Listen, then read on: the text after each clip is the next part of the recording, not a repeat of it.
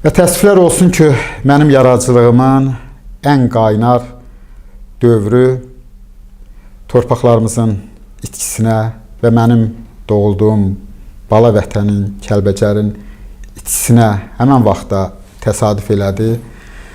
Və sonraki illərdə bağrı, acı mənim də yaradıcılığıma birbaşa deyərdim ki, təsir elədi.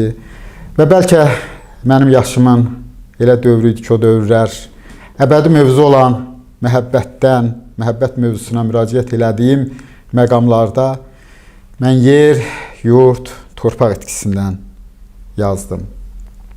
Və bu məqamda əgər yerinə düşərsə, elə vaxtı ilə o yerlərin itkisi ilə bağlı yazdığım bir şeir istəyərdim.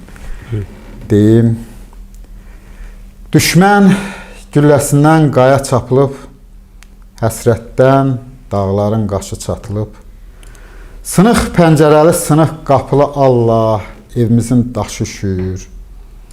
Dəli bir haraya kökləndi qəlbim, dərd yükü çəkməyə köhnədir qəlbim, dərin bir ah çəkdim, göynədi qəlbim, ağladım, gözümün yaşı üşüyür.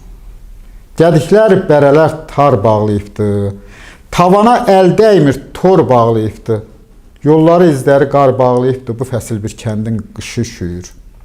Bu yaram sağalmaz loğman hasarı, toxunsan artacaq ağrı, mazarım, orada yad əlində ata məzarı, burada ürəyimin başı üşüyür.